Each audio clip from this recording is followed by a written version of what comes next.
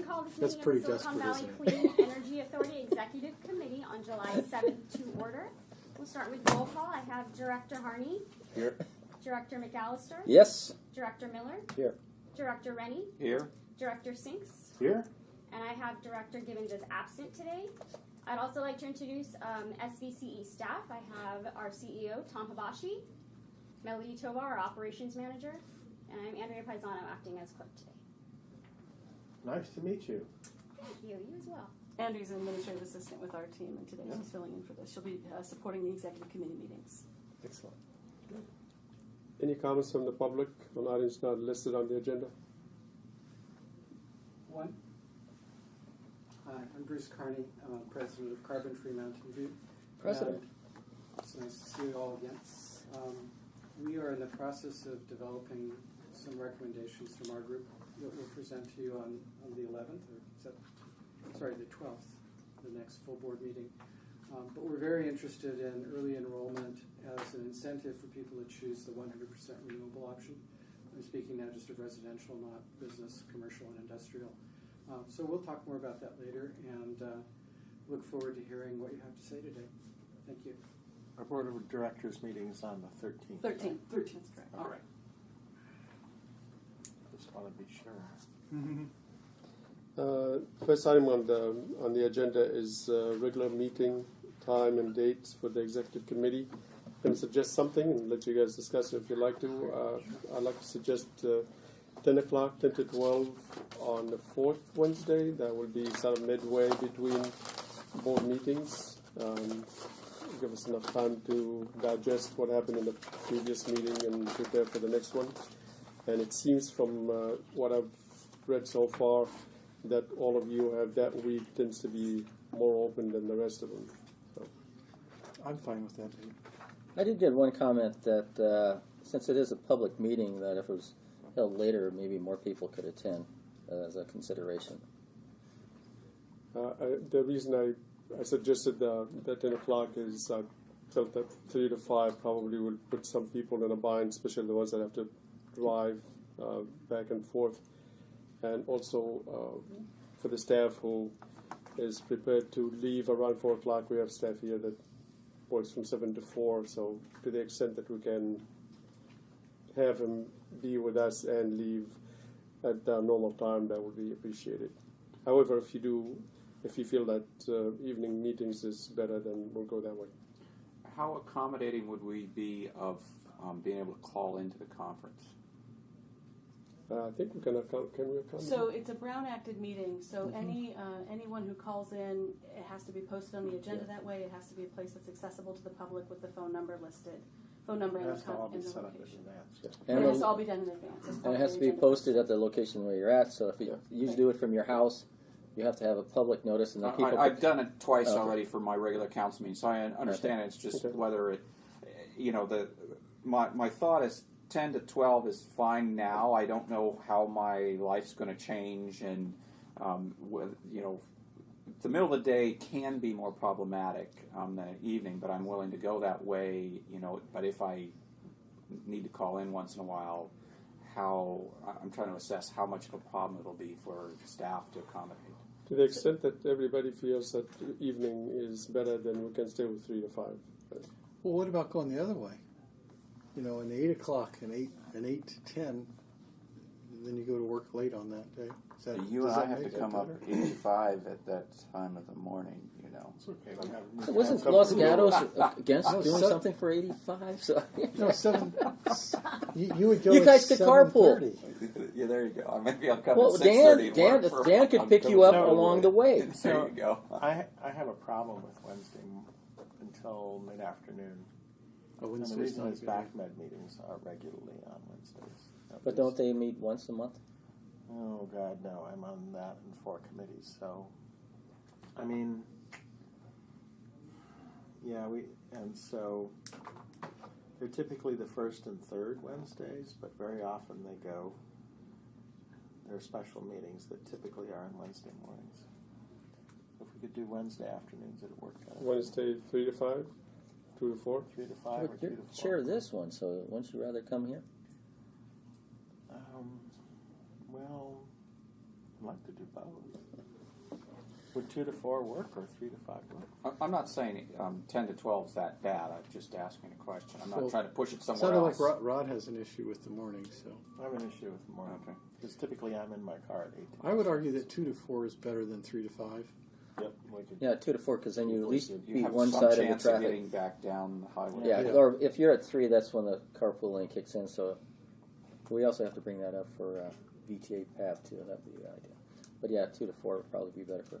Well, it depends on where it's held. So Fourth Wednesday of the month. Well, let's 2 do a to good 4. location, I think. This seems to be. Or we could go down to. Come to Gilroy if you like. Post it That in wouldn't be 2 to 4 wouldn't be bad. It'd be easy coming back. I've done- So we'll go 2 to 4 Just renovated our council. in the I next appreciate meeting that. and beyond until we switch Starting in locations. August, we've already booked the next 2 meetings for this group. Got it. So Okay. starting in August, we'll do the 4th Wednesdays. the 4th Wednesday. So I'm Fourth sorry, Wednesday, 24th. is there a meeting before the 24th? We have a meeting scheduled for the 21st Of of July and a meeting scheduled for August 4th, and both of those should be on your calendars. Both 3 to 5, both in Sunnyvale, When's our next regular meeting? The 13th. April 13th, and that will be in Not Cupertino. April. I'm sorry, July. July. 21st and what? August 4th. So, yeah, let's just check. That's for the Sure. executive committee. Yes. Yeah, August. Okay, on the So- 21st, I'm on So we vacation. have- So Yeah, Just some let of, you know. some of these I might miss too, but it's not.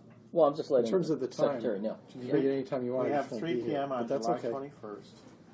I see that one. Yeah, And that's in Sunnyvale. And then we have August 4th. August 4th 3 p.m. at 3 p.m. also in Sunnyvale. And then the next one would be the 4th week of August. It would be August 24th. August 24th at 2 p.m. instead. Well, those ones are so far out. I mean, you could ask if you could move them. It's not like they're. But they're going to notice it's If I'm looking at like the August 4th, right? But depends August on. 4th was, and we'll talk more about it today. You can certainly touch back on the schedule at the end of the meeting, but it was intended to give the committee final opportunity to make recommendations in preparation for the August board meeting the following week. No, but I mean whether it starts at 2 o'clock or 3 o'clock.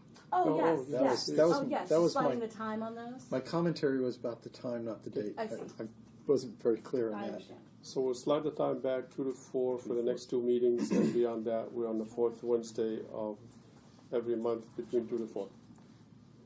Thank you. So, So- noticing issues with that? None at all. Okay. So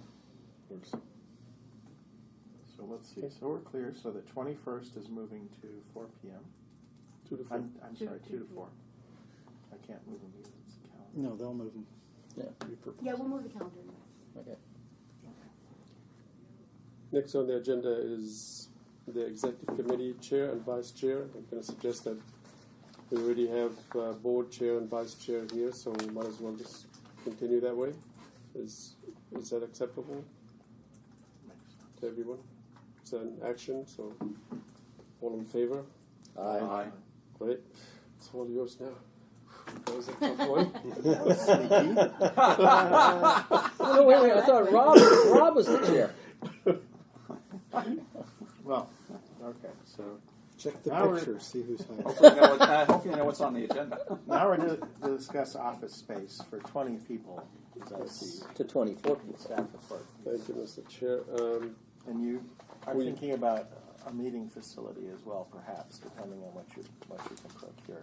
Exactly. We put it together just the criteria so we can start searching for an office space. We figure for the number of people we're going to be hiring over the next few years, we're at somewhere between 20 to 24, an office space of 5,500 to 7,500, depending on whether we're going to have the boardroom in the same office or not. Would be reasonable. We want to make sure that the office is close to a train station, so people who will live a little bit far away will be able to travel. Well, it cuts Over. out my city and yours. And yours. Actually, We have a I've transit got center in our city. I've got a There's only one bus recommendation that for comes to it, but for places that would be close to the light rail. So maybe some people will be taking the light rail into the train station, then taking the train station. So that would That's be Mountain View. Mountain View. Mountain View.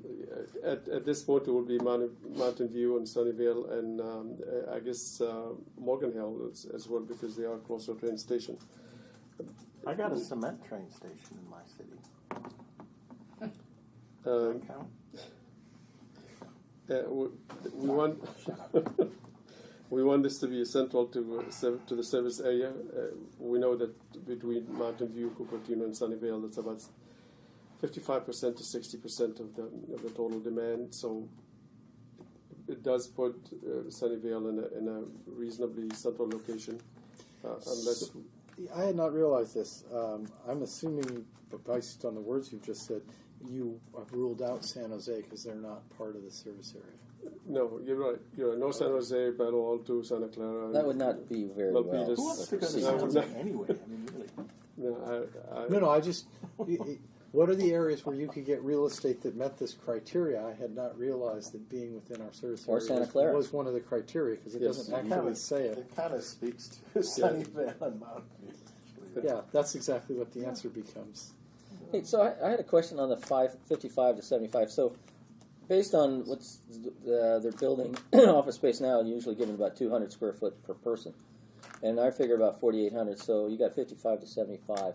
What was the extra space potentially for? if we decide to have the boardroom where the board is going to hold its meetings in the same office, then we're going to need some extra space.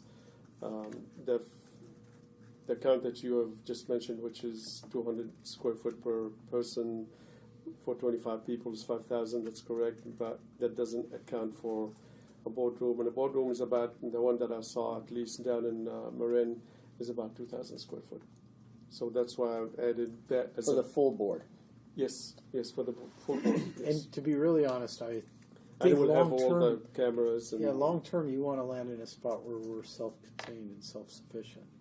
You know, I mean, Why? I mean, does the county charge us for their use of the facilities? Yes, we pay some. Oh, we do pay something? Yes. Not any lease space, it's staffing, I think. Is Yes. all And the thing charged. about And it is- video conference. Is that our schedule is based on what they have available. I mean, But we're going to use a room once a month, and we're going to pay for it. You could do this meeting there too. I kind of think you're right. I mean, I kind of wonder if,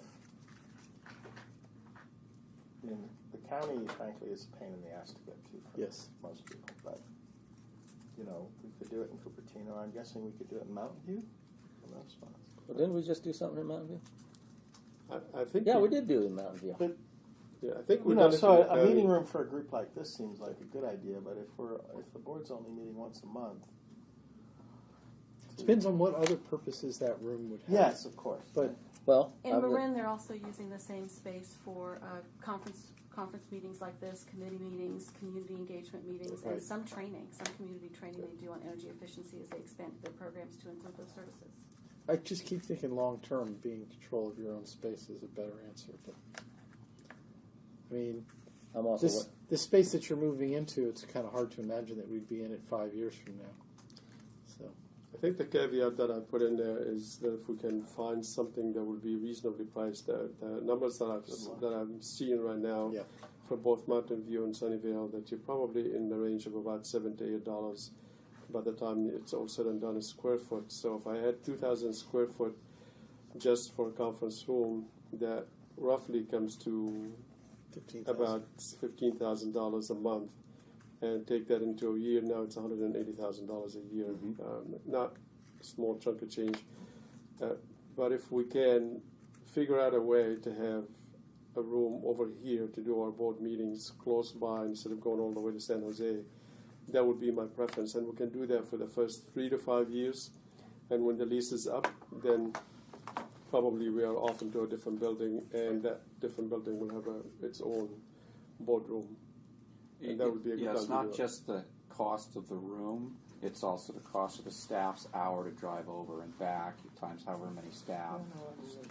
But I think the idea of being relatively close is a good idea. I mean, I think locating your office where it's convenient for staff makes a lot of sense. And then if there's something within a 15-minute or 20-minute drive or something, There's got to or be. once a month board meeting, I would think that's okay. But you certainly need a meeting space kind of like this, right? This size.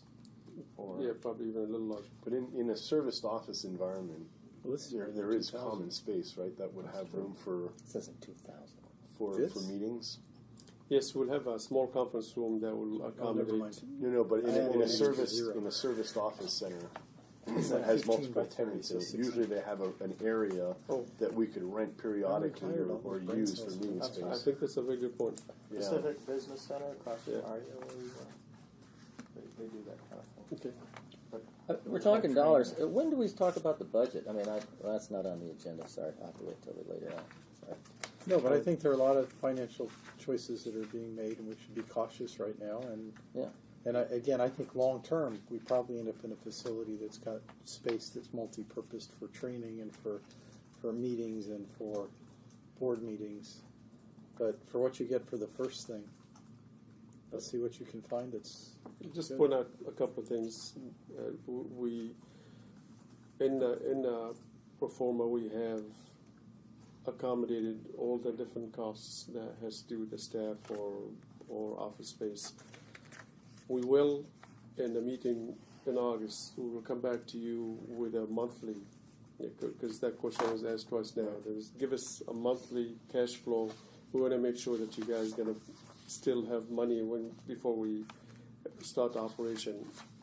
We can't do that until we come back in August, because in August we're going to be coming back saying, here's the kind of money that we're going to be paying our staff. This is what the staff cost is going to be over the next 5 to 6 months until we're starting operation. This is what the office is going to cost us.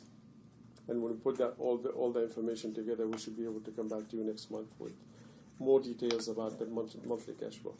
could you see doing, I mean, I think I prefer a meeting that looks more like a council chamber, but could we see doing a board meeting in this room, for example, I do. or not? Well, are we trying to broadcast it and televise it and all that other fine stuff? Yeah, okay, so, If there's a way to televise it, I see this to be a reasonable room for 12 people, 6 people on the staff, and enough chairs for the public. the nice thing about the preset spaces is that it's set up to do this well, and the microphones and all that, so you'd have, if you use one of those facilities, you get a lot less setup time. To set that all up in this room and then take it all down is several hours each side of the meeting, I think, so.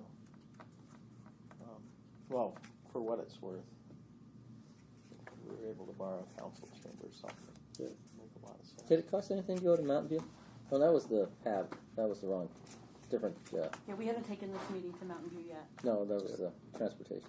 85 Most corridor. of us are on it, so it looks the same. I keep looking. I see, yeah, same people. So I'm thinking of the 85 corridor. 12. Is it large enough? Well, I mean, if it's large The enough, 4 of us are also Okay. on the PAB in Mountain View, so that's why it looked to John like Okay. he couldn't tell the difference between which. I forgot. Yeah, the same characters there. So the 85 corridor. It could have city of that holds 12 people at the dais. Yeah. Oh. We're getting it redesigned, so it'll be looking nice. Up in check it out. my experience of BACMed is we now have a facility and a building we share with, shared by 3 agencies. It's BACMed, it is ABAG, and it's MTC.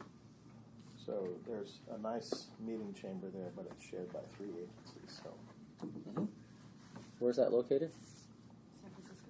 it's right under the Bay Bridge. And you want us to go to San Francisco? No. As All a I'm model. suggesting is, as models of prudence go, I think sharing a meeting facility is a good thing, unless. I view this as a very is the wrong word. This sort of interim step, right? We'll get out of our super temporary. We'll go to another sort of finite but pretty short term space, and then 3 years from now or 5 years from now. 3 years from now, we'll know much better what we think our space should be, and maybe there are other agencies that we will have engaged. I agree with you, Rod. It's probably prudent to see if we could use one of the other facilities and be a little light on the space. But So further down, there's the staffing plan that shows hire versus contract, and it going out over the 3 years. So all that list of contractors, they all need a place to sit immediately. No, most of the contractors have their own offices. These are consultants. So that said, we don't need 5,500 square feet this year because 2/3 of the people are actually contractors then. But how do you I understand what lease you're a space saying, that but you you can grow can't lease into? a space and expand and tell Yeah. the people that you're going to lease it from, leave the next 1,000 square foot. I mean, you have Empty a temporary until- arrangement over here in Sunnyvale. We got two offices. I'm sitting in one, and the other one is sitting empty right now. I asked the same question: was how long could we survive in this temporary space? And it's not very long. Right. It's really meant to be a halfway house. Right. So Yeah. we need to start. But when we're going, so to go with Robert's comment, but when we start talking about staffing, I also think that could play into space because isn't Cupertino doing our human resources now? Different cities are doing different things. No, I know, but we're contracting out. So I had questions when we got to that item, even though I'm jumping ahead, but it pertains to space. Is that maybe we still contract out certain positions, and so therefore we don't need all that space. And I can tell you, Director, that both Sunnyvale staff and Cupertino staff can't wait until November 30th. Oh, okay. When their contract is up. They really, quite frankly, after I've taken over the job and I've called the people in Cupertino to talk about, we need to talk about human resources rules and regs, and the person that I've spoken to said, I really don't really know what you're talking about, and we had to actually have a couple of meetings in order to get that ironed out, and it's tough because We're these no people. paragon of human resources. Yeah, exactly. The general problem is we have a startup, right? Exactly. And as Yeah, soon as yeah. we reasonably can, we'd like to hire staff. Yeah, yeah. We'd like to move to our staff, and we need a place to put them. So Well, we're therefore we contracting need- out the general. We're going to hire a general counsel, so that I know we're jumping ahead again. So I But- don't but- know. Let's that- go back to the space size here. for a minute. 5,000 square feet for a $200 million operation. Well, I'm not worried Now about that. The numbers all seem fine. The only question that seems to be raised is whether we include the boardroom or not the boardroom.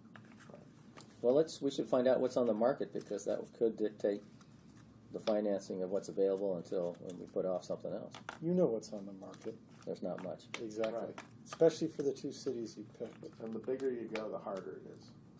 Yep. And the nicer you go, the harder it is. Right now. So let me go with this proposal, if you folks don't mind. We will look for something closer to the 5,500 square foot. It will be closer to Mountain View and Sunnyvale, hopefully as close as possible to the train station to make it easy on people to travel back and forth.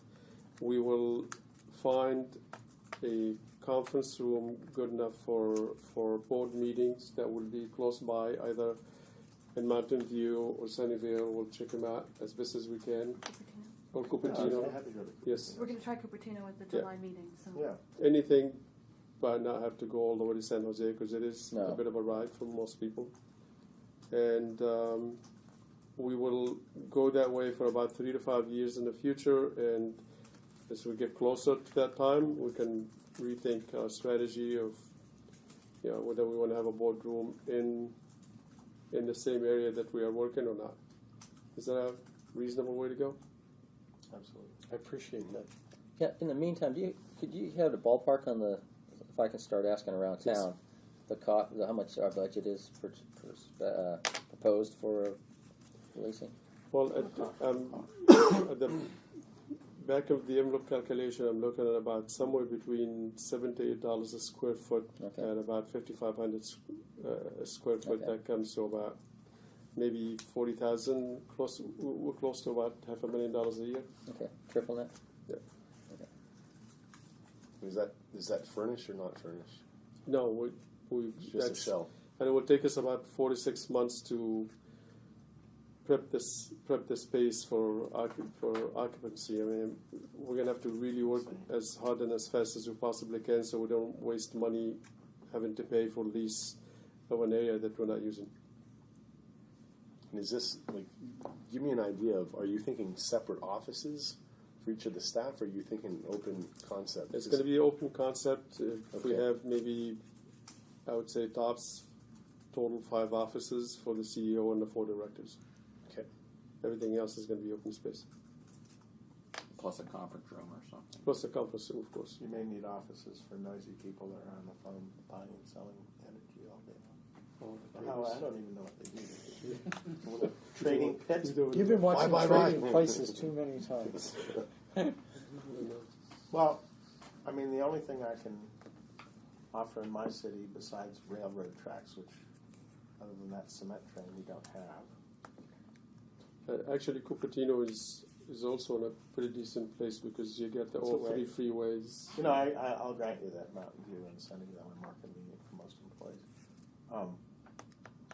But if Apple stays on schedule, I would expect that there'll be some Class B space freeing up When early 2017, Not gonna happen. for what it's worth.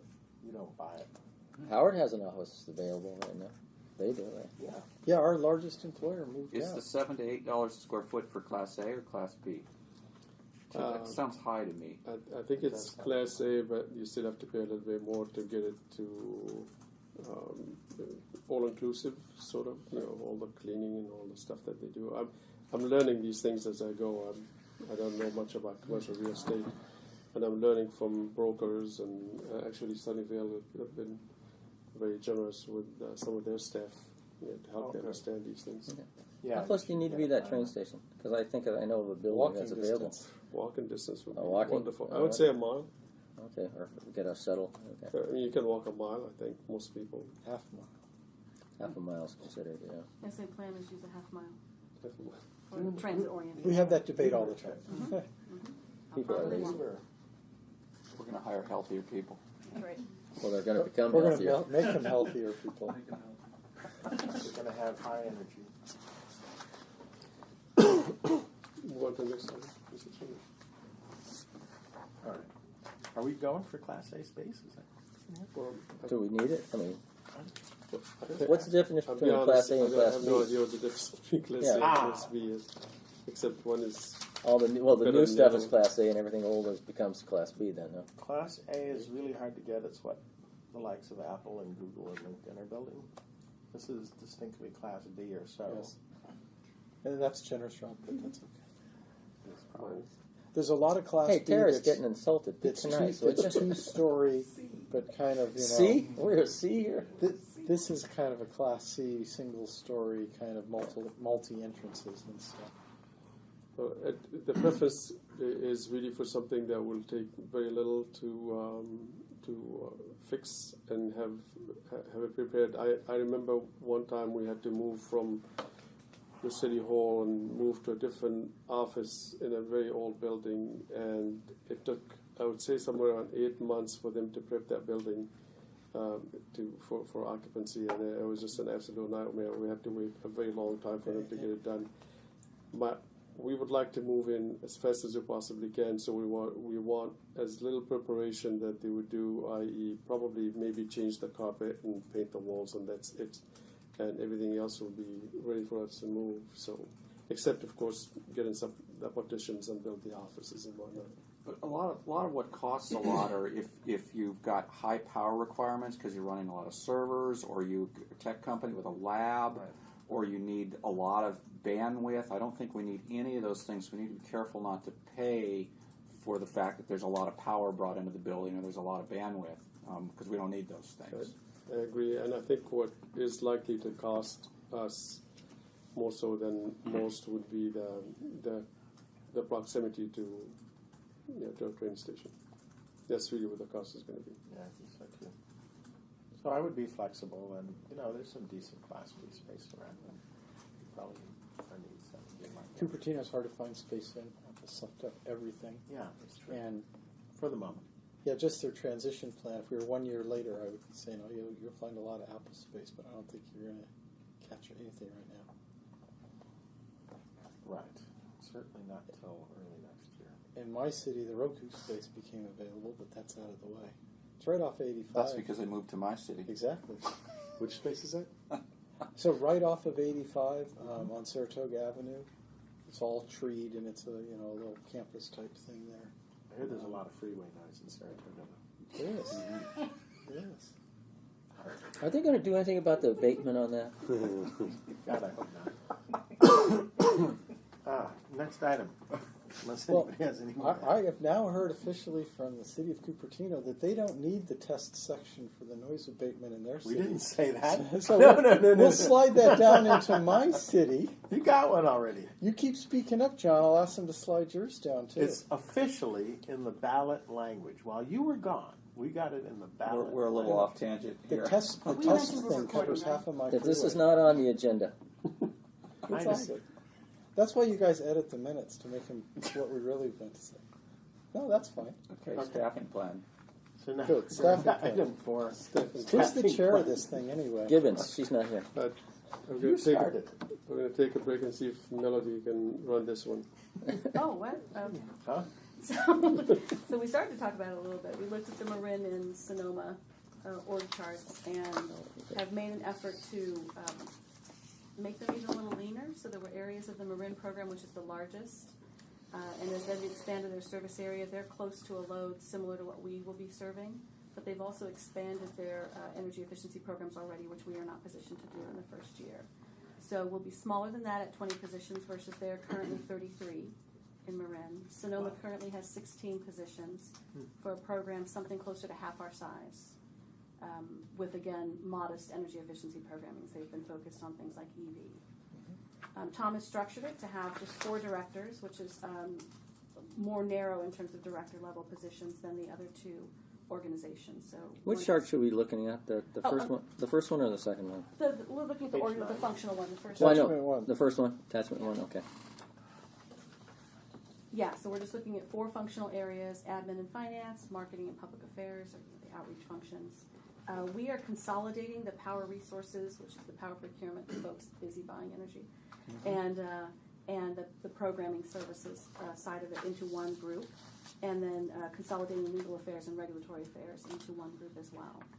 And so we're down to 4 groups, each listed with their functions underneath. Cool.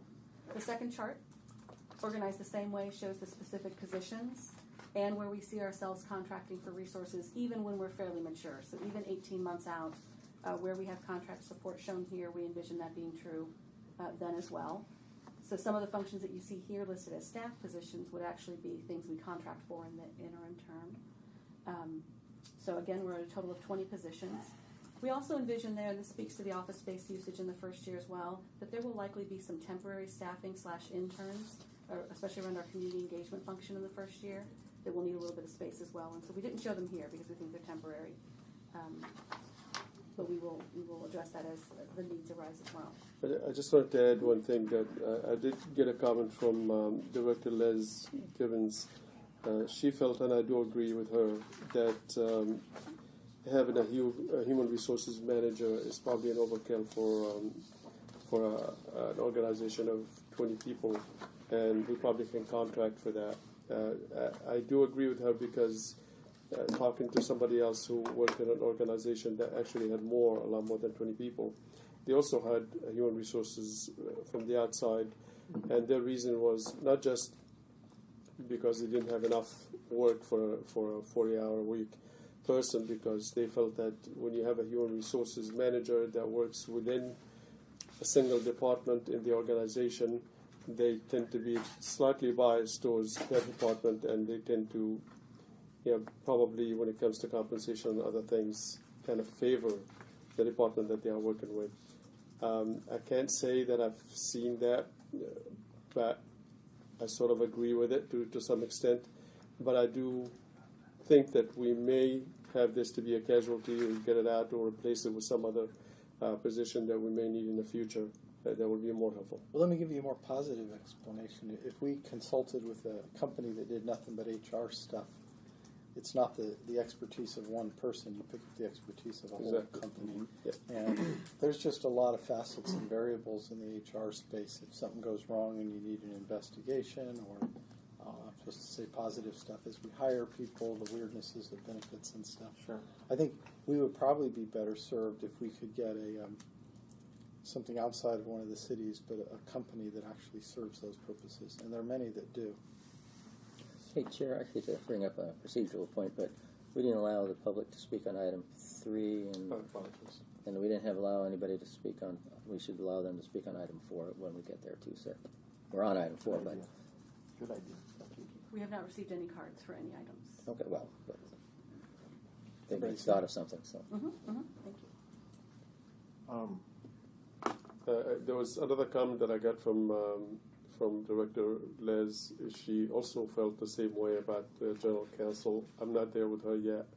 I think having somebody, especially that would look over our legal needs especially when we engage in contracting with power suppliers, as well as look over the regulatory side of the business is important.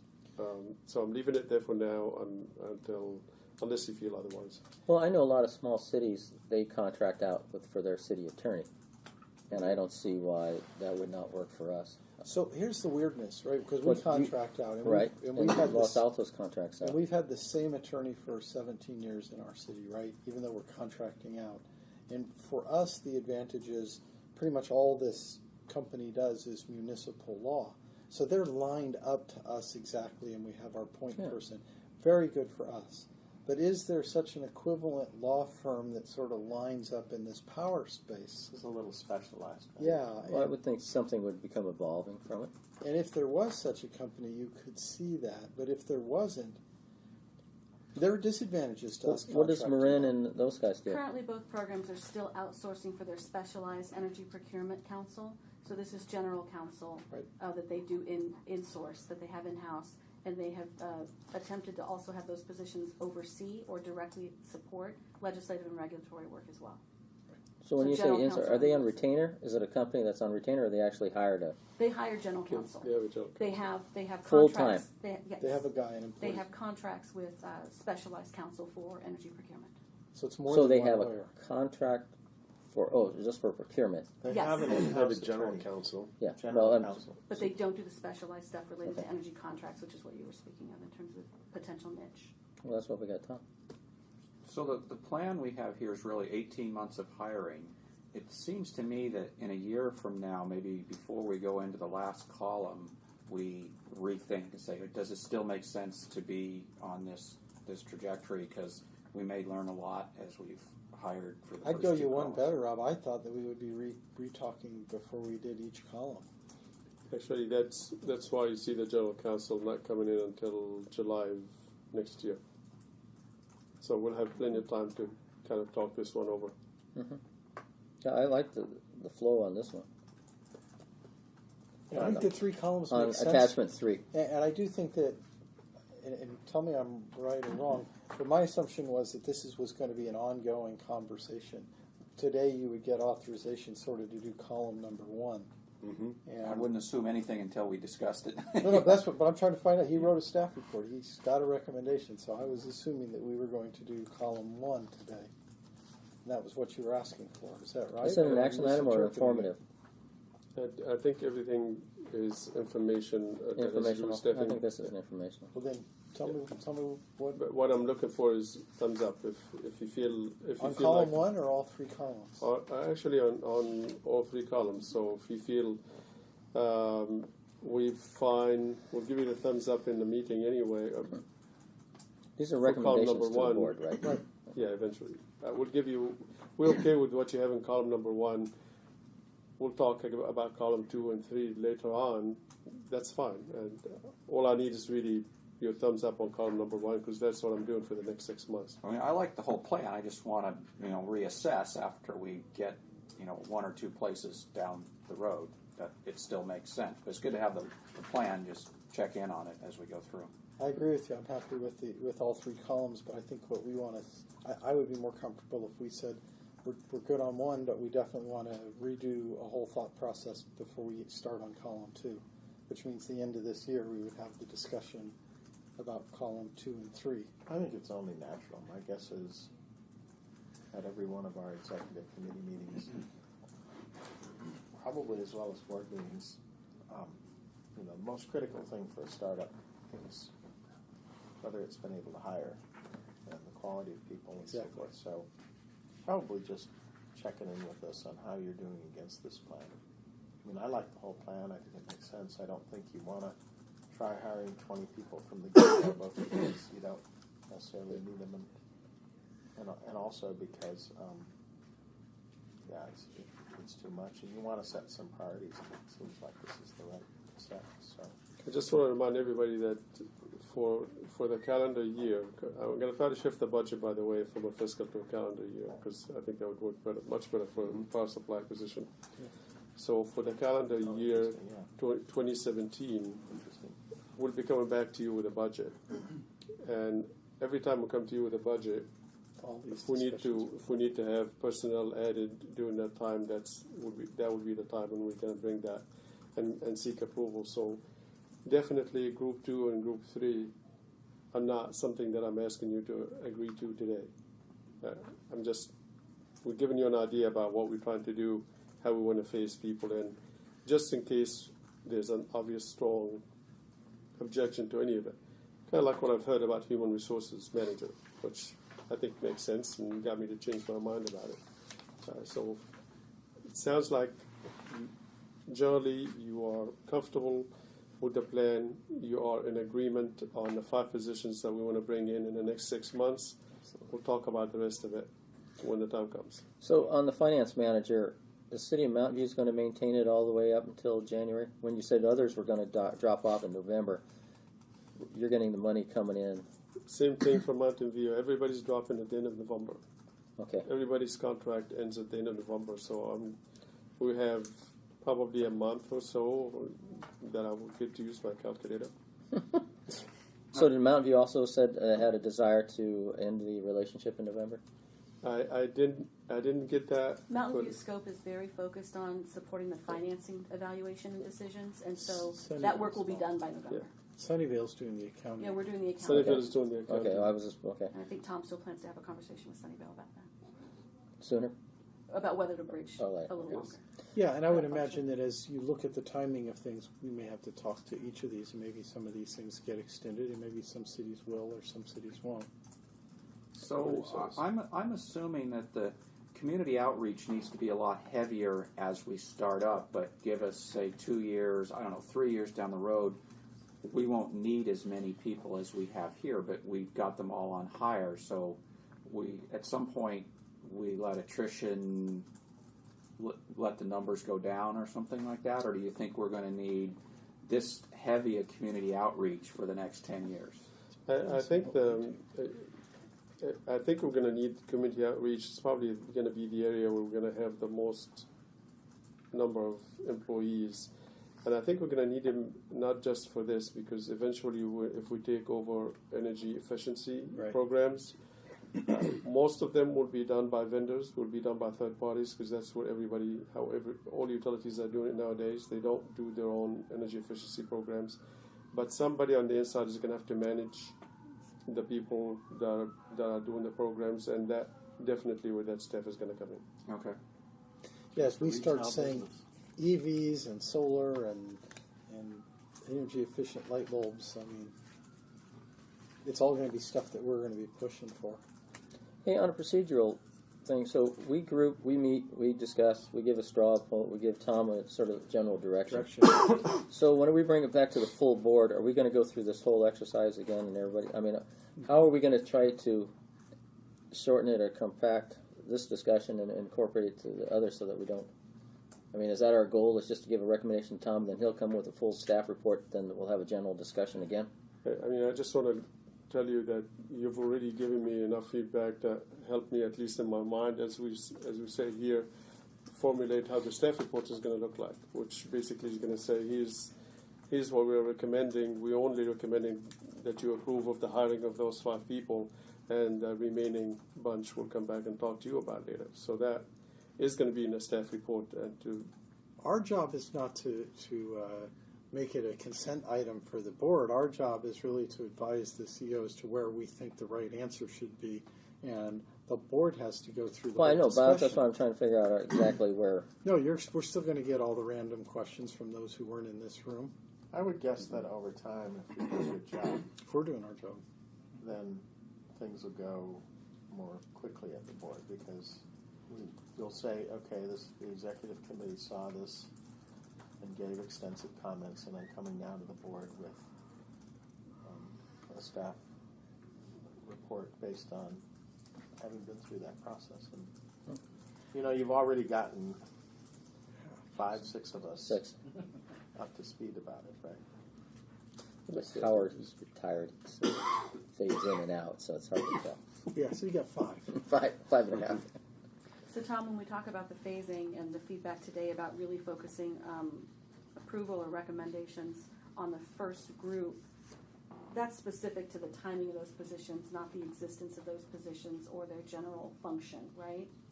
Because I'm just saying, we are intending to use the overall functional org chart to drive, for example, our salary study. So we're not just looking at group 1, we're looking at the whole organization when we do budgeting for next year. We did say that we were happy with the whole plan. Okay. We just wanted to make sure that there's some more check-in as we go. Absolutely. I mean, I think that's what I said. John, what do you think? I think it's a good idea. But I think if we say But I think the contract's don't. we say we like the plan and the other things that you have to do to get ready, besides the hiring, right? Which means, yes, doing the salary survey and securing a facility and all of these things. Presuming that we go forward with a plan that looks more or less like this, it makes a lot of sense to give you the. And this plan again was based on Yeah, we don't want to Marin assume and that- Sonoma. Huh? This plan was based. Sure. Okay, so that's one of the questions my city manager had is if they looked at a previous in this. Okay, Plagiarized is what she's. so that's hey, what? Yeah, let's do it. You know, if it works there, let's keep it. And grab it. speaking of, in item number 5, if you don't mind me moving to that. Yeah. We need to do Public ask for comment. Is public there anybody comment that on wants to speak on 3 or 4. 3 or 4? No? 6. Number Any 5 more? is Any other comments from this group on 4? And let's move to 5. this is straightforward. I was hoping that you had a chance to read just a description of the jobs. Again, a lot of that language that we got here is taken from other sources, Okay. again, Marin and Sonoma. And this is only for the positions that we have, that we want to hire. Not all of them. The rest Group of them are one? going to come in. This is group Yes, 1. Yeah, this is that's group what I one. thought. Okay. The rest of them will come in the second and the third meeting of the executive committee to discuss HR work. Just the philosophical approach to this was I looked at them, I thought, oh, this is great, I can read all the detail. And then I thought, you know, you're the guy who needs the skills and what you're managing and stuff. So I'm hopeful that people won't say, you know, line 47 of this job description should be something different. Right? Because it's you, these are the skills you need. Who are we to try and reach down in and foreshadow some other skills? You're the only one that thought of that, Howard. No, well, you know that group of people. But No, it I shows do. an incredible amount of detail. And Yeah, There Right. is. And this I is was to happy stand to for do times. that. That's why. So one of my staff asked about should there be salaries in there. I says no, because these are going to stand alone. Right. Everything else is moving, but this stands alone. You know, Jenny's going to say, you know, page 7. There's a word missing on line 17. So. Right, because there are people who read them all. Now we're about 1 or 2 days from Jeannie, hiring not Jenny. Jeannie. from hiring. an HR consultant that will do the salary survey for us, and it will be for all the positions that we are recommending on this list. And we certainly hope, I'm told, that we're going to be able to bring the results in By the August meeting? by the August meeting. August I 4th like meeting? this. The only thought that came to my mind in looking at these descriptions and all is, you know, Director of Marketing and Public Affairs is a good title. You may get people who would prefer, or this could also be Public Information Officer. That's what some municipalities have. Especially at startups, I don't know. people negotiate salary and title. Yeah, exactly. So I'm assuming you'll have to do whatever you have to do. for what it's worth. We'll take a second look at all the Sure. titles at one point or another. I guarantee you us- that won't be. That's a comment in passing. Yeah, okay. You know, I like actually this Director of Marketing and Public Affairs is a They're managing the data and call center contract Yeah. as well. So yeah, there's a significant it's- customer sure, service it's not component just to a beyond PII. outward focused. I assume we're not paying a lot for the salary survey service, because No. half these jobs you could probably get from some of the other towns that have already done it. Yeah, Well, San I Mateo already County. have all the pay for the people in Marin, but I think you don't want just to have one agency. You don't want to look at only a single agency. So we're looking at this point at 5 agencies. We're looking at Marin, Sonoma.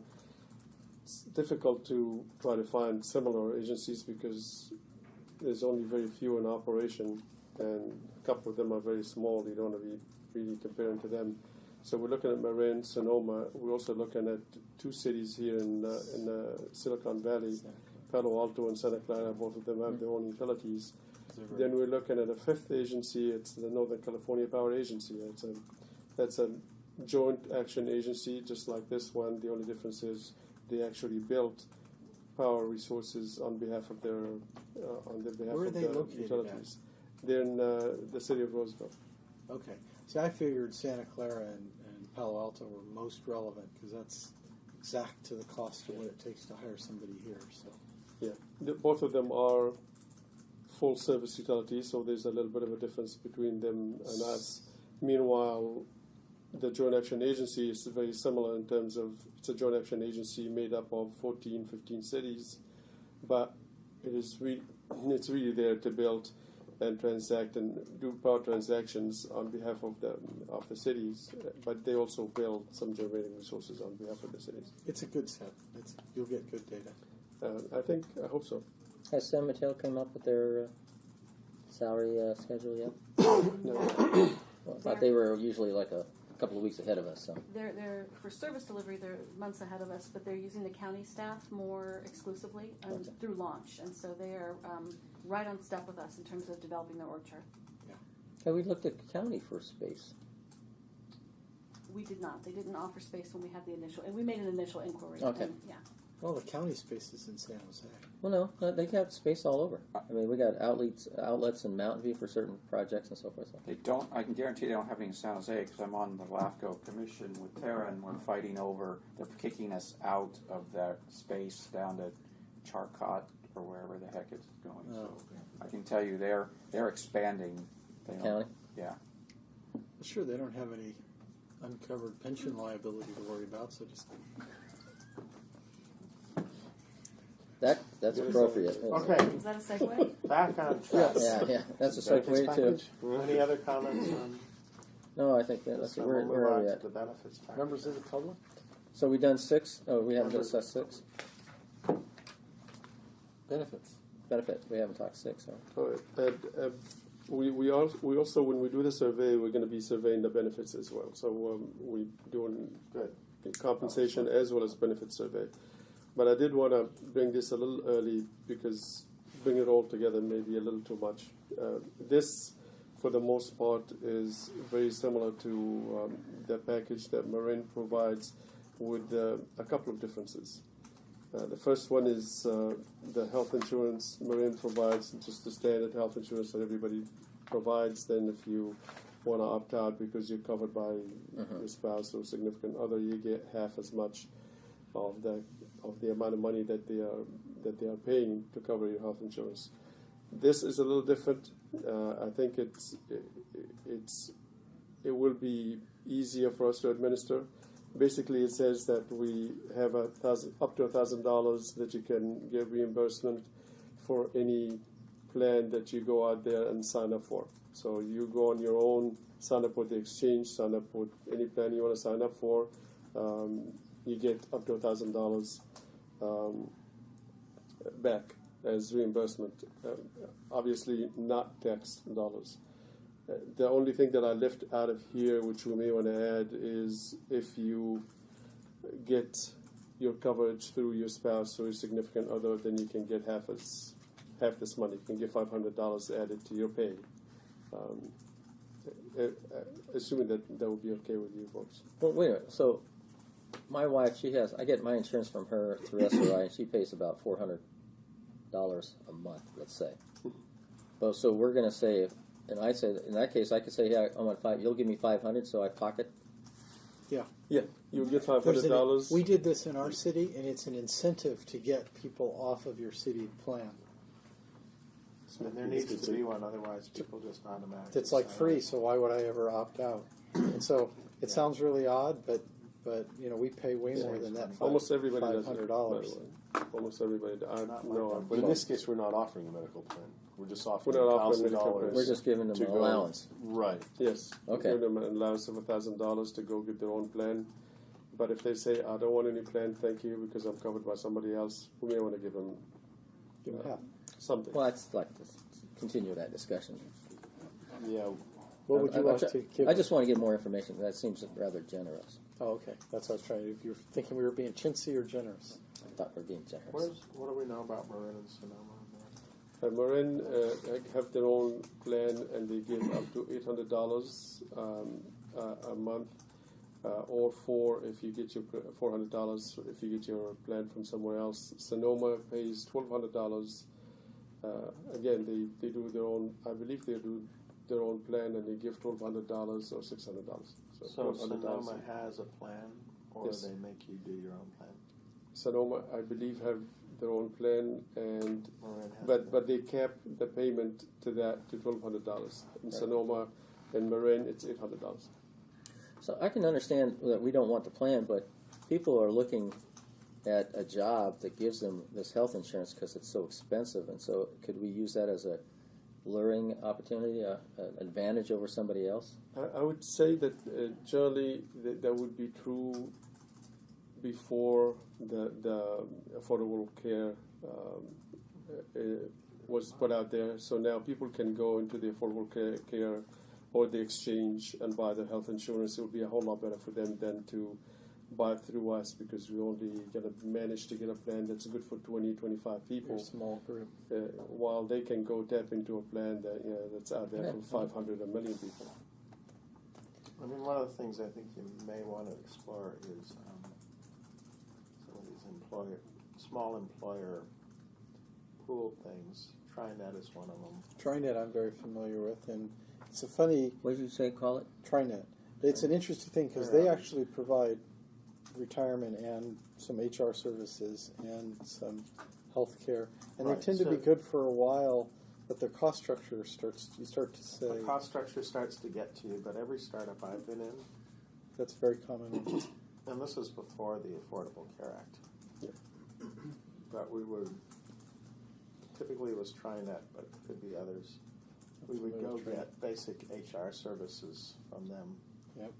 They would handle all this administration, they would handle payroll, and they would also, through their pool, right, be able to aggregate to actually offer insurance. So it may be worth talking. They do medical and dental. What and, size and groups? they do retirement accounts. What size groups do they start with? I mean, Start can with you could have 5. 5 people? Yeah. Okay. That's the whole idea. It's aggregation for a tiny. It seems the startup. companies that I've known is once they got to about 50 or 70, Yeah, exactly. then it's like, You don't want to afford them anymore. You're better off doing. yeah, because it costs you, right? Yeah. There's a percentage and a skim on everything with these guys. But, for the size that we are and for starting up, it might just be easier. Than to let them go get their own health care. And then at least we can say we have health care, dental, vision, whatever. We have retirement, and we have all the payroll services crap like, I want to automatically deposit this here and there. They deal with all of that stuff. Right. Well, just to let you know, when we go down the list, everything else is included. Nothing is pretty much taken out except for the health care. That's the only one that what I thought. Let them go to the exchange and get their own health care. That's better for them, better for us. Our thought was, I think where Rod and I work, because I think we've both seen this work, is that as an organization, you could take one of these functions, somebody who's have to keep track of all this stuff, and just pay some other outside company to do it. And you go a couple of years down the line, and then you can decide if we're taking a different direction. It's an opportunity. If you haven't seen the TriNet, go Google them. It's very full service. And we're giving $200,000 for life? Is that a typical? I thought cities give less. Actually, most of the cities, they give roughly, if I remember correctly, 2 years of your salary. Oh, is that how it worked out? And so the $200,000 is probably going to be a lot less than 2 years for some people, and maybe a little more for some. Yeah, 200 will seem short for some, and if you threw in the free ice cream like they give at Baskin-Robbins, That's priceless. That'll bring them in. Beat them with a stick. I had 2 comments on the whole benefits thing, and I'll start with the one where I thought we were being chintzy, and that was on the holidays. If you look at the federal holidays and the state holidays that we have, the number that we have here do not include enough to include all the normal holidays. And it was President's Day. You said, we could take out Christmas Eve and put President's Day in or something. Yeah, I think I'm used to the 10 days, the federal holidays, plus the day after Thanksgiving and President's Day. That's I just looked up what the federal holidays were, and what the state holidays were, and I worry that if we didn't give at least all of the federal holidays, it would seem weird. And in the state, we've added in Cesar Chavez Day, but I don't know if we... But not everybody. No, but the federal government added in Martin Luther King Day. That's a federal holiday. And they ordered the day after tax day as a signature day. Remember, tax season used to end on the 15th. Now they're knocking it out because there's a holiday on that. And so only because of the way it fell this one year. No, it's going to get next year also. Oh, because of the way it falls on the weekend. I think how to do it. So yeah, But those holidays, I think we're pushing it. I think that we're chintzy on the holidays if you just leave that one out. But look at the other ones. We don't have Martin Luther King's Day. We don't have President's Day. President's Day? Yeah. Yeah, because we take ski week. That's the whole week. But we're not given ski week Yeah, yet. so what do you think it should be? When you say it's chintzy, what do you... It's six days, right? No, it's more than 6 days. It's 8 days. And well, he said 10 plus the 2 days after, so it's 64 so times far 8. I have it as 10 days, and based on Director Miller's comment, Should be I was 11 or thinking of 12. exchanging the Christmas Eve, which is not typically a day that people get off, and replace it with President's Day. If you want to give more, that's I fine think with 10 me. is standard. I mean, that's what I was getting at a tech company. I don't think it's standard anymore. That's what I'm saying. No, I think the federal government has added in 2 more days, and but just because they for have federal it, employees for you're federal talking employees, but what about look at what your city does? Use that as an example. Go back to what your city does. And tech employees aren't getting more than 10. that's not true. They are at Cisco, Microsoft, Apple, Google. I don't think so. I looked them all up. That's why I say I think we're chintzy by 1. So which one is it? He doesn't. Maybe you can go this way and work it out. You see commonly Christmas Eve. I've seen the half-day thing for Christmas Eve. You could just make it PTO and give them so many hours, and then. But that's what we have done on the other part, right? Yeah. So maybe we're okay, maybe we're not. they're coming in I- and they're getting 200 hours. It's 5 weeks of vacation is on day 1. Don't get me started about that because after 23 years, I got You're 21 giving 5 days. weeks vacation to start off. No, actually not. Well, We're 200 not there yet. hours. It's PTO, so that's your sick, Well, which is required. Sick, We're yeah. having a discussion. If you wouldn't, if you wouldn't mind, we'll get the federal holidays out of the way first. But it kind of all matters together, right? If we're short on the holidays, but we think we're generous on vacation, then you could take Martin Luther King off if you really felt you had That's to have the it, whole idea. or Cesar Chavez Day, or No, the 200 hours. So we'll be clear. It's not vacation. This is encompass vacation, sick leave, and personal leave, and closing time around Christmas time, which is what Marin is given, by the way. They give 3 to 5 days between Christmas and New Year's off, paid, in addition to 12 days of sick leave. You start with 2 weeks vacation, then every several years you add another week, and you get 3 personal days. Mm-hmm. And they have a few other days, few other stuff for parental things that they give. I took all that stuff out because I thought it was a little too much, and I just replaced it with 200 hours. Use it as you see fit. You don't have to call in sick when your kid is sick and you have to stay home and take care of them, and people start to wonder, are you really sick or you're not sick, or is that a personal leave or is it a sick leave, or any of these things that I know I've gone through when I was in my working years. I would, and a lot of people are moving towards this one lump sum or number of hours. You get it, use it as you see fit. our city does the PTO thing. And then there was some weirdness that went into the rules based on the sick leave requirements, which I figure our HR person, all that stuff will sort out. I like the, for the discussion, I like the 200 hours. Use it as you see fit. Everybody we hire should be responsible adults and should be able to manage their time effectively. I think 10 hours on holiday pay is sufficient. That's what most high-tech companies give. 10 10 days? days? Yeah, 10 days. Did I say weeks? We said hours. Oh, sorry. Yeah, 10 days is, I think, the combination of those two is quite generous.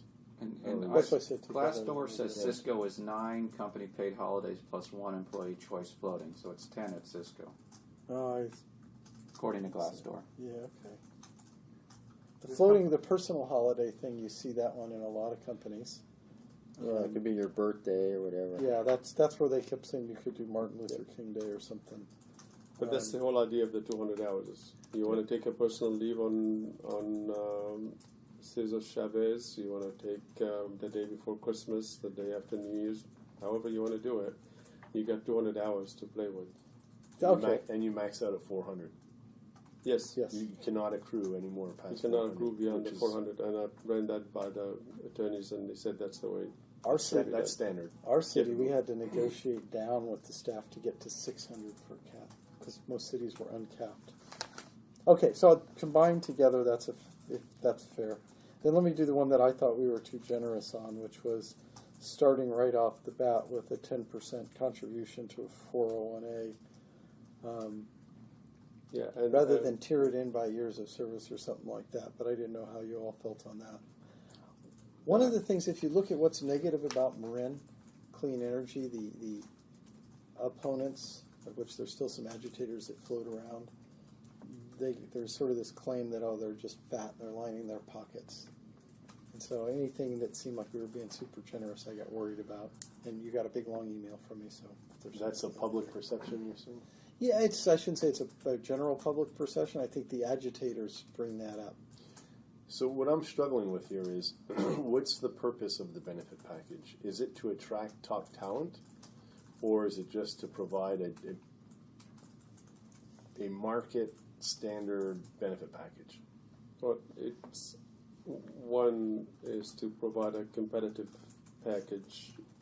So when the people are out there looking, and they're looking at Marin, and they're looking at Silicon Valley, and they look at the benefits that are being provided by both, they don't decide to go over that way because their package is more attractive than ours.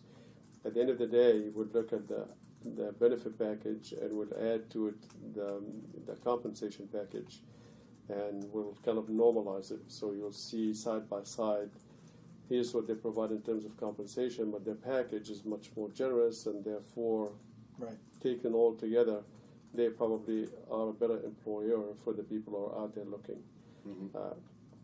I'm not saying, and that was one of the responses that I gave you, I'm not looking for, we need to pay absolute top dollar on everything. We just need to be generous enough that we can attract smart people, because we know we're going to keep smaller staff, and we know that smaller staff is going to work a whole lot harder. And if you want to keep them, you need to take care of them, you need to compensate them well, and you need to give them a benefit package that will be comparable to what they can get elsewhere. Some of it's interesting because you see it in San Francisco right now, is that people who benefit high towards salary and low towards a lot of the benefits tend to attract a younger employee base, and those who go the other way tend to attract a more seasoned, I gotta use the right words. We don't have an HR person yet. Get an older employee base. Yeah, that's pretty standard. Like I thought the long-term disability thing at 60, I had seen 50 as a baseline all over the place, and a buy-up option to 70 or 75, and we're starting at 60. I thought, well, that's kind of a little over-generous. But in the end, it's going to be total compensation that we have to figure out how to put out. And Everything aside from the leave and the health insurance is almost identical to what I saw Marin is offering. This is an interesting agency because it's a public agency, and yet we're putting together a benefits package as if we were private. Yeah. And I guess that's what these other CCEs have done as well. Yeah, It's a public agency from the perspective it is authorized and constructed and all that, but we're really running it as not a public agency. It's a business. Yeah, I mean, we're not going off trying to become PERS certified and any No, of and that stuff. I actually think that's healthy, but I think there are two things to to make sure that we're doing the right thing, because we do want to compete. I mean, in my city, our philosophy has been, and I think it's a pretty good one, to pay above the median, but not far above the median, right? If you're somewhere between 50 and 70% of comps, then you're probably in a pretty good sweet spot. And it hurts my city every year. Sorry. Because you're part of our salary survey, and we don't have as much money, so we pay the average of some collection of cities, of which Cupertino's is one of them. So you always pay more than us for the same If you position. pay under the median, over time you tend to get people that couldn't move elsewhere. So you want to pay well in total comp, and then you can do all kinds of sophisticated things that feel good and sound good, but at the end of the day, right, they also have to be attractive to the people that you'd hope to bring to the agency. So, I mean, it may be okay to say we're not going to provide a health care plan, you go find your own, but you might find that an impediment.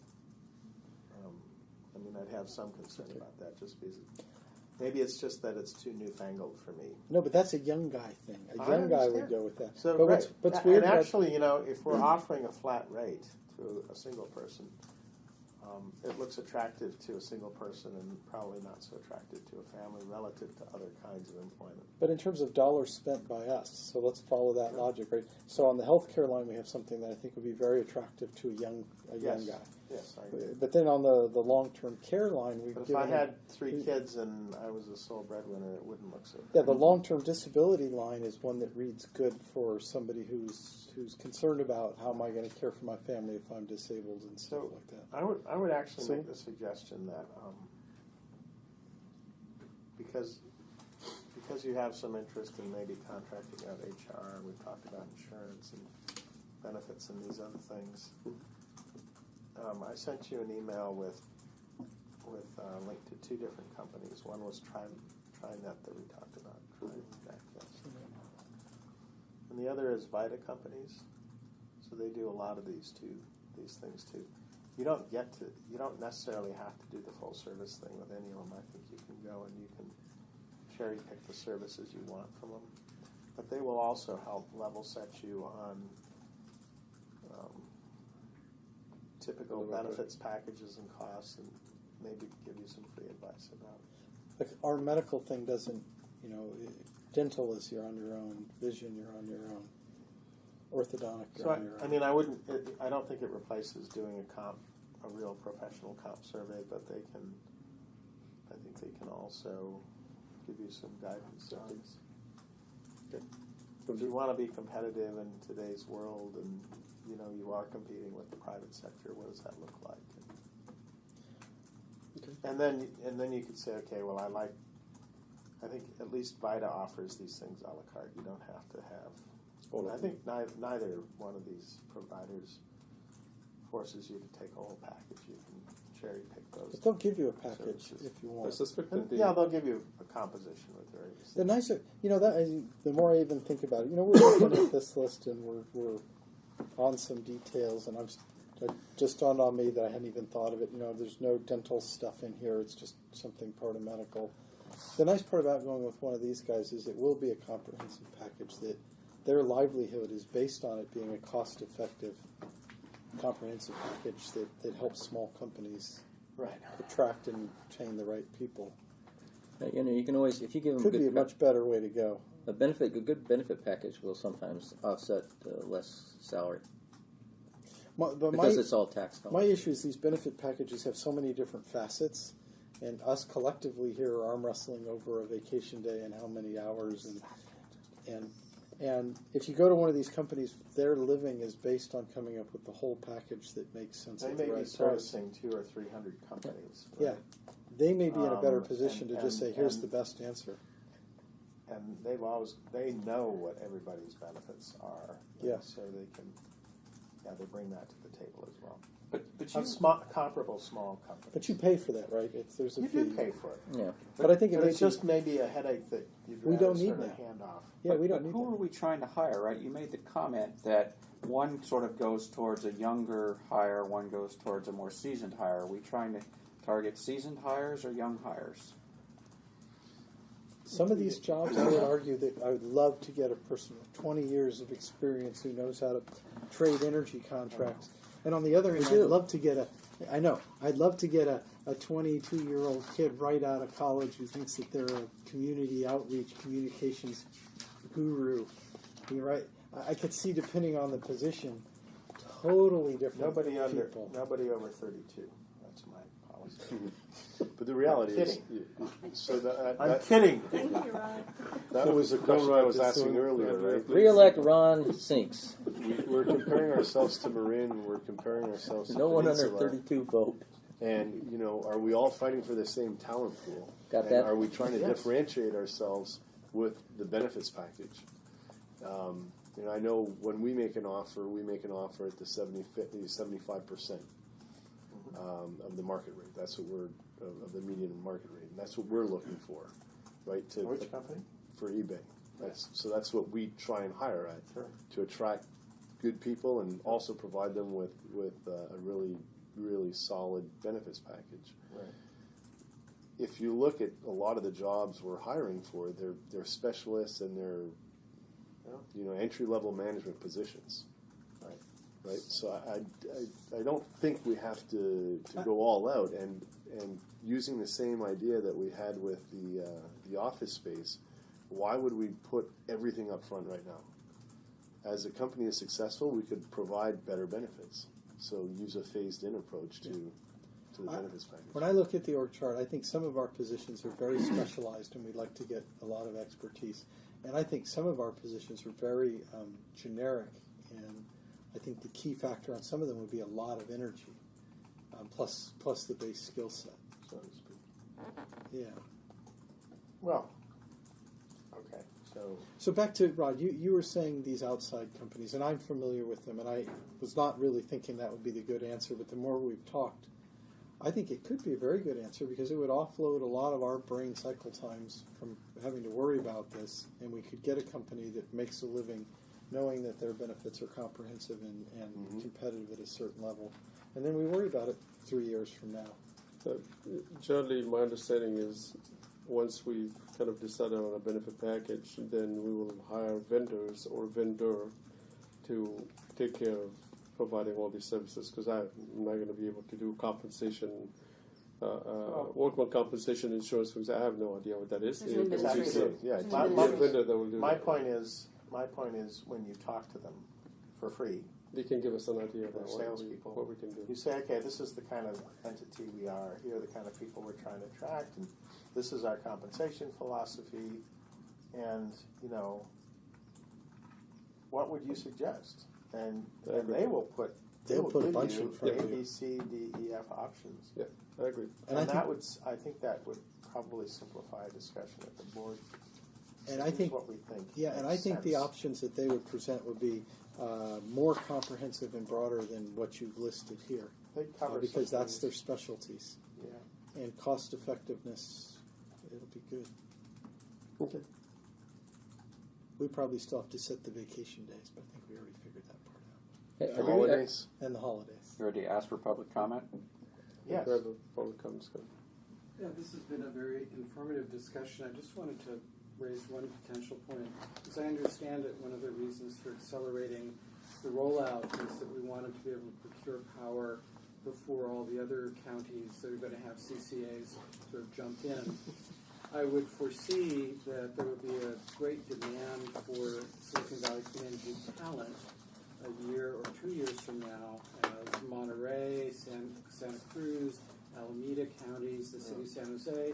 So a benefits package that rewards retention might help keep those staff with us rather than getting trained here and then migrating off to some other potentially lower cost of living city.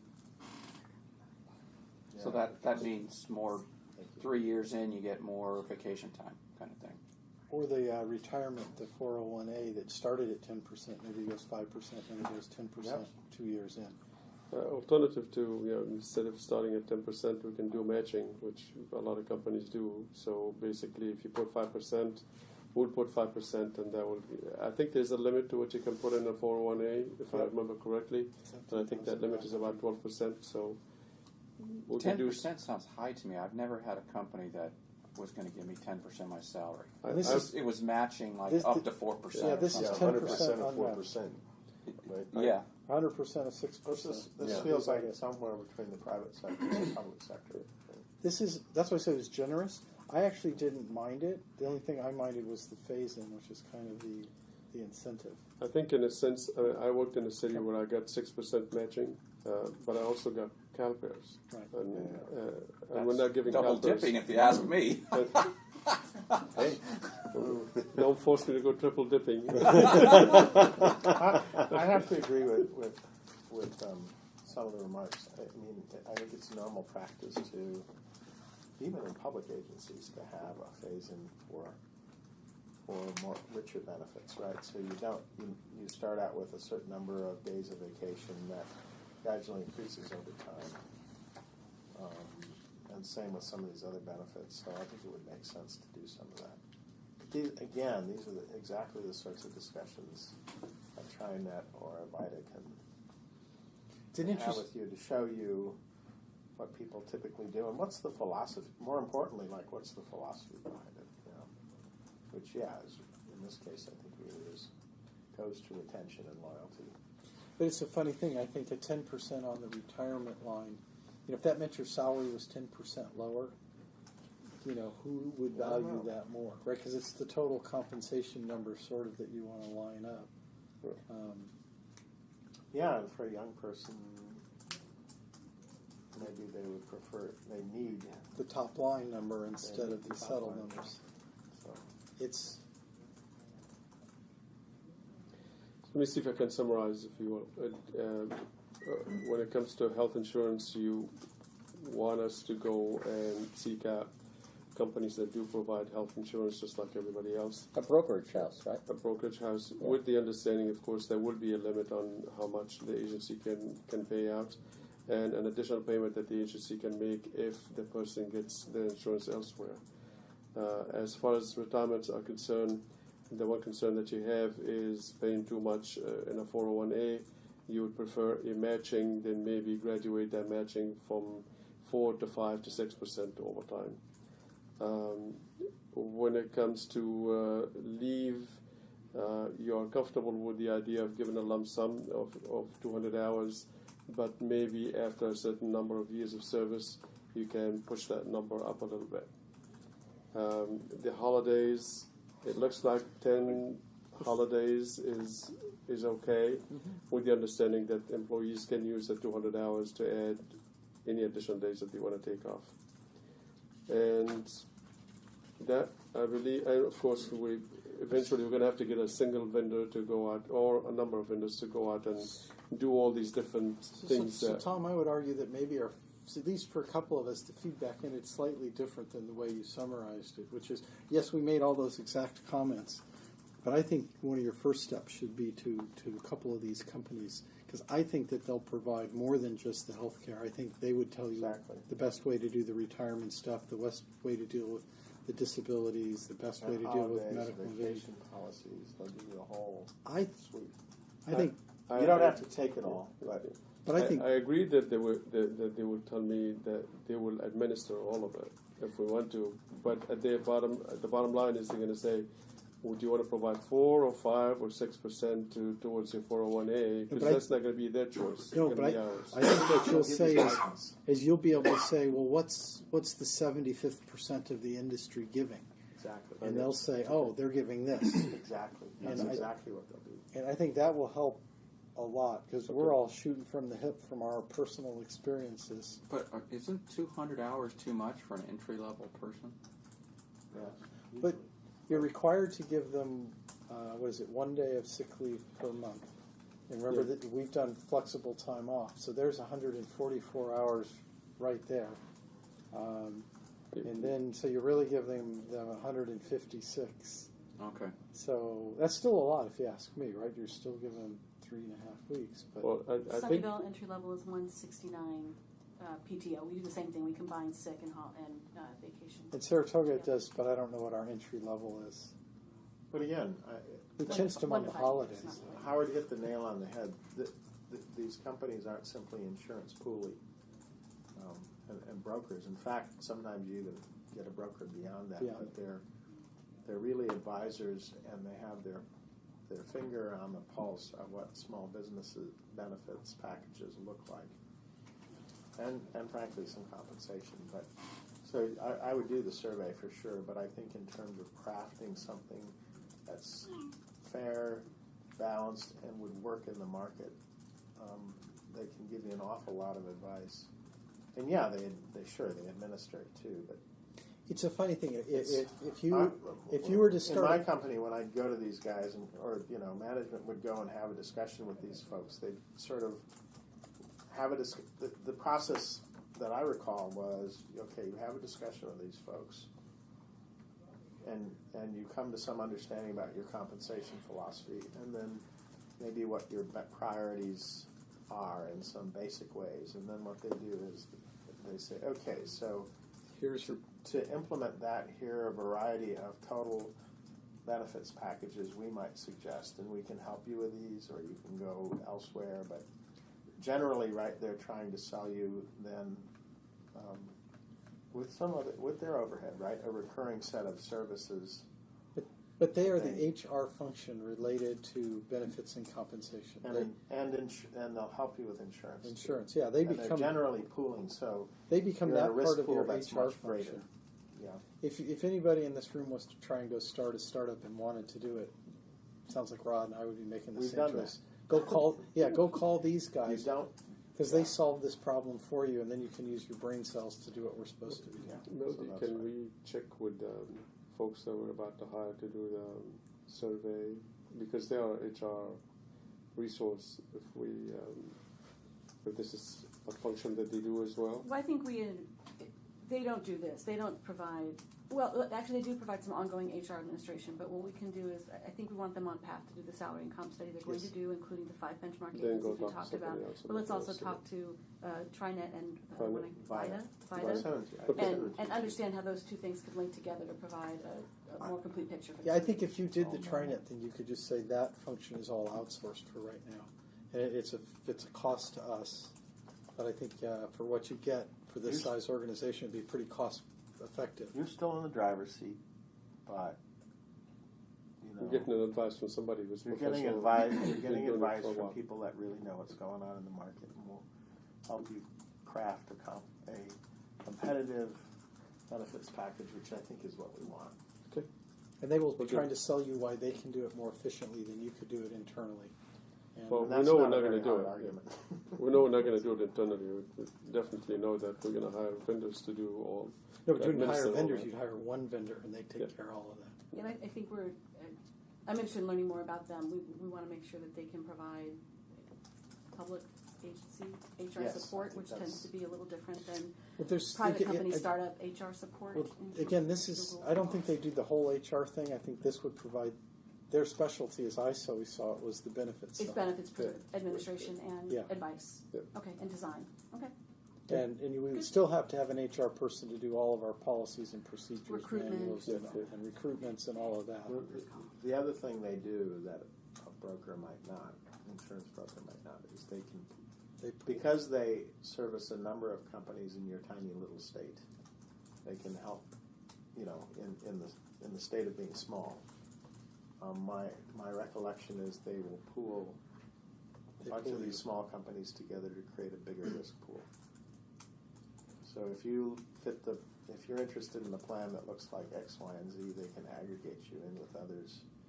So now you're 2,000 instead of 20. But they give you more richness, right? I mean, they'll give you the medical plans. They'll give you your employees a high deductible HSA option. I mean, they'll do a bunch of stuff that is a really small organization we would never really have the capacity to do because they've aggregated. But again, the companies that I know that use them both left when they got to about 60 or 80 employees. Because at that point you were large enough to hire somebody and go do it on your own. And what's interesting, at least one of the cases, some of the medical options and benefits got more restrictive, like they dropped the HSA and stuff like that, because even when you were large enough to do it on your own, you weren't large enough to do all of the little things that you could bring forth in benefits. Your experience and mine are exactly the same.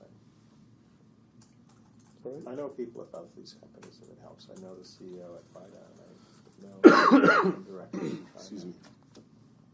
Yeah, pop in there. I think if you met with them, I think you would appreciate what we're both saying about how it would fulfill a function. And yeah, one question is, okay, we're a public agency, how would that look differently? Yes. So, We've got our marching orders. Advice. In a couple of weeks, we'll come back and tell you what we. The August meeting. Well, if we can just do a quick. Yeah, I'll call them up. I'll call them up in the Oh, next calling couple of them, days. sure, Yeah, sure. call them just to get in a. Yeah, what? They'll have some sales guy that Some would love advice to and- talk to you. For a company that actually might have a real funding source that could go for a long big time, revenue stream. yeah, they would get a sales guy probably pretty happy to talk to you.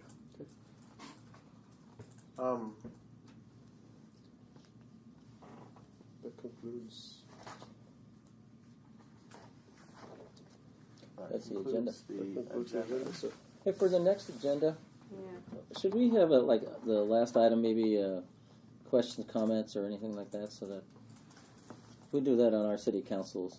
So our agenda it stops at the last item, but it doesn't really have anything for open discussion. You know, if anybody has a comment or observation or comment, so we're strictly going by an agenda. We couldn't bring anything up because it's not on an agenda item. Committee remarks. Or yeah, Staff remark, other staff yeah. remarks. right? Because Howard probably has thousands of things he'd like to bring up, but he's restricted, thank God, by the agenda.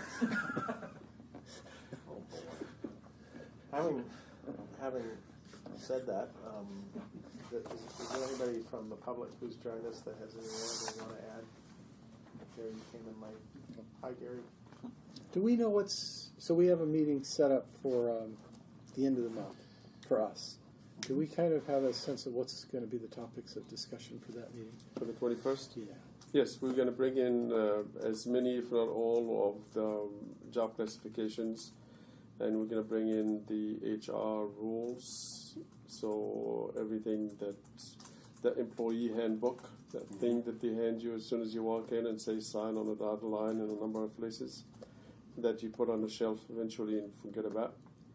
So there's a problem. Pull out when you there's pull a it problem. out. We'll have one of those. So what's our reference for that? Is it the Cupertino HR manual? Well, we have some. Edited by Barry we have Chang. some of that, and we also took the MCE handbook and You're out of copied quite a bit of it, and copied quite a bit of that. Yeah, I just was involved with the whole process of doing one. 160 pages. Was that your exit interview? No. I think, This was for our Laconia Gardens, 16 employees. Yeah, sure. I think the one I'm looking at right now is about 64 pages. Okay. Yeah, so it includes harassment policies. Yep. Oh God, yeah. So it would be similar to any And city dispute one. process, the Some whole of it's thing's really in there. routine. Yeah, I would think it Quite relate to any city type Very stuff. standard. Pretty much, yeah. Very simple. Then the final meeting would be talking about compensation and bringing back the survey. package, the benefit package. And do we have anything else? What else do we have on the final agenda? That's Just it, the- finalizing any recommendations they Yes. want to articulate to the board, which we Yeah. will do for the staff report. Then we'll take the whole package and to the board in August. So the 13th meeting for the board, what's the big goal for that meeting? You want the space and hiring plan, but For the August, I mean, next No, week? next week. Talking about next week. so next week's is the implementation plan. Yeah, you have the Right. implementation Start, plan, yeah. Which we the strategic choices for power mix. but you're going to do the space thing and the hiring plan with them too. We're not going to talk about hiring at all. So yeah, the only thing we're expecting to do after, related to today's meeting at the next board meeting is a short report out from the chair. Very brief report out, and that's it. So we're gonna have, when will that agenda be, the implementation agenda be available to the public? Friday. Friday? Yeah, you're getting it tomorrow. Okay. I'm sure Bruce would be very eager to get on that one, so. Yeah, it's going to be. And also, we have survey results for the residential customers at the back end of that. Anything else do we have? For the for next week's agenda? yeah, The big thing is the implementation plan and the power Yeah. supply and the power supply portfolio and the things, yeah. community survey results. I would like an opportunity to report on a couple of energy summits that one that I participated in and one that I attended last week. Is that the one, Carl's group? Yeah. So one was at Stanford and the other was an SVLG thing. We got a good shout out there. And it's interesting to see how Marin Clean Energy is evolving. So Marin was presenting, San Francisco was presenting. So what I basically did was I made my little video with my iPhone because it has superior technology to whatever they make. Google Android. Yeah, whatever. Cool. And I took some screenshots and then with the slides and the speakers and annotated some of them. So that's why we need to have the agenda item so we can discuss these things. Do you want us to do that in? I can do it at the and- end. But I'd like to maybe take 4 or 5 minutes and maybe show some of these things. Do you want to send them in advance so we can take that? Yes. Thank you. I already got them, so I'll send them over. Are there Okay. links to any things from those conferences? The reason I captured some of it is it's very It's hard. not- The Stanford thing, they still don't have videos up for. Yeah, okay. So I've taken some things that are just quite pertinent to community choice energy. So you can see, what was most interesting, yes, Marin had many interesting things to say. San Francisco had some interesting things. And then a guy named Ralph Rennie? Rennie. Not related to you because there's no I in his last name. But he's director of facilities for NetApp, and he had a conversation with Tom and had wonderful things to say about how, while he's a direct access customer currently, he had some questions, but it was a very good conversation. He could imagine the benefit of being being one of our customers. For the solid That was waste great. JPA that I was chair for 7 years or whatever, one of the things we had staff do, and I'm not sure we're at that point yet, was we asked for them to sort of be the news aggregator, because how much does everybody know about trash? But there's conferences and seminars, and so we would get News an email. clips and Yeah, we would get an sound bites. email every week that said, here are some seminars and some posted presentations that you guys ought to all look at.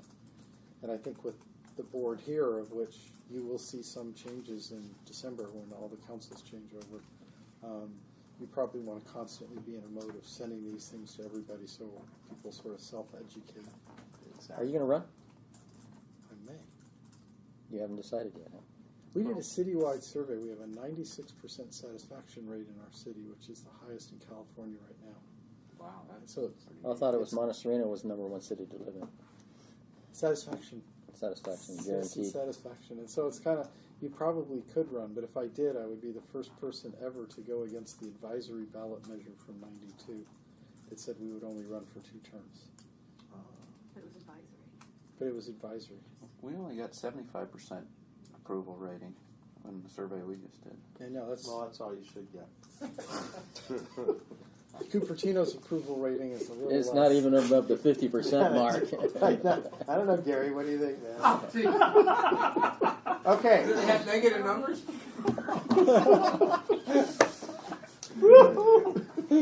Only in Greece. All the incumbents will be real. Yeah. Okay, and with that, we stand adjourned.